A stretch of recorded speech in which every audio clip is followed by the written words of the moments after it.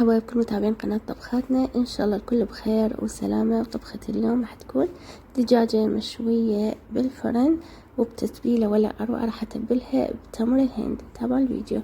أنا عندي هذه الدجاجة نظفتها وغسلتها مي وخل، وهسه راح أبدي أشكل بيها ثقوب حتى تتشبع بالتتبيلة.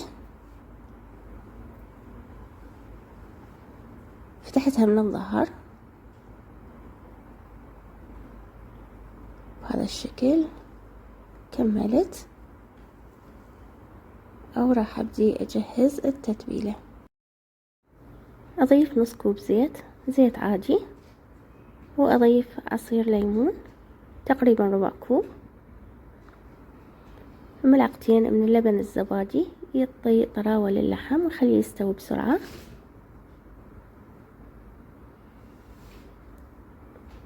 وأضيف التوابل: كمون وبابريكا، فلفل أسود أو ثوم باودر، بصل باودر. وراح أترك لكم المكونات بصندوق الوصف، مكونات التتبيلة.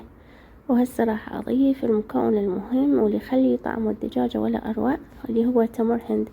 ذوبت ملعقتين من معجون تمر الهند بشوية مي وأنزله على الخليط. أطيب تتبيلة ممكن تجربوها.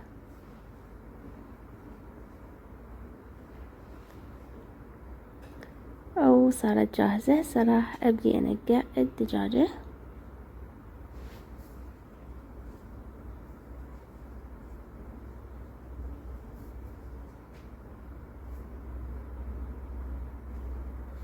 أهم شي تشكلون هذه الثقوب بيها حتى تمتص التتبيلة وتتغلغل التتبيلة كلها باللحم.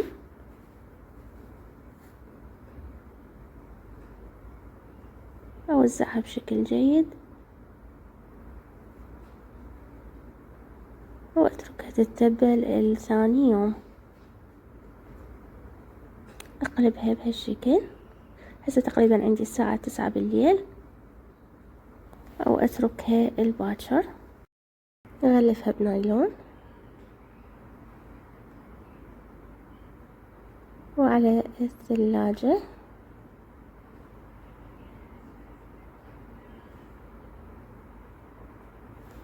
ورجعت لها اليوم، وهنا عندي هسه الساعة 11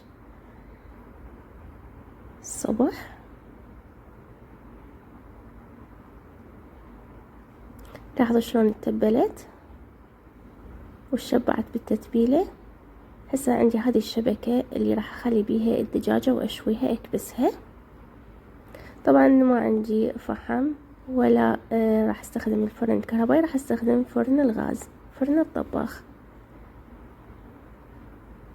راح أشويها من البطن أول شي، ومن تستوي أرجع أقلبها وأشوي الظهر بهذا الشكل. كبستها وعلى الفرن وأبدي أطبخ التمن. أول شي راح أحمص الشعرية. نزل الزيت، أول ما يحمى أنزل عليه كمية من الشعرية.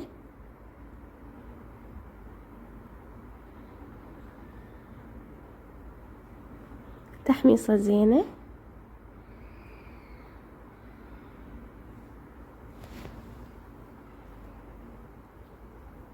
وبدأ ياخذ لون. نقعت التمن تقريبا قبل نص ساعة. راح استخدم تمن الوجبة العادي.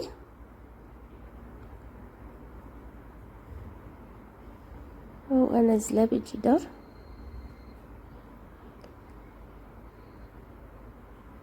أو أضيف عليه الملح.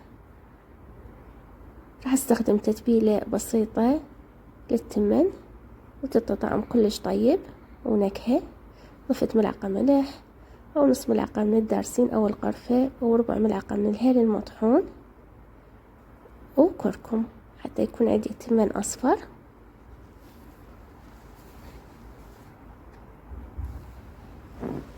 وأتركه ينطبخ. ومرعى الدجاجة بالفرن هسه تقريبا نص ساعة. وهنا التمن نشف مية. راح أهدي النار للأخير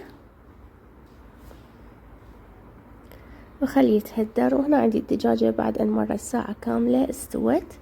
وصارت بهذا الشكل. افتحها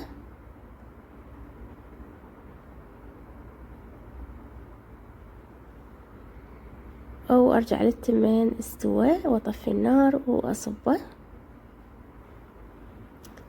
وأنزل الدجاجة بالطبق. وهذا شكلها. راح أشوفكم شلون مستوية.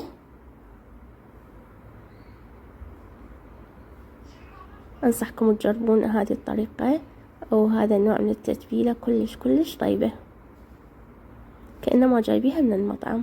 شوفوا لي اللحم شلون مستوي وصاير طري.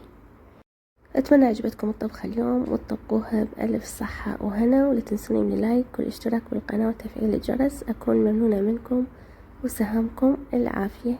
تحياتي.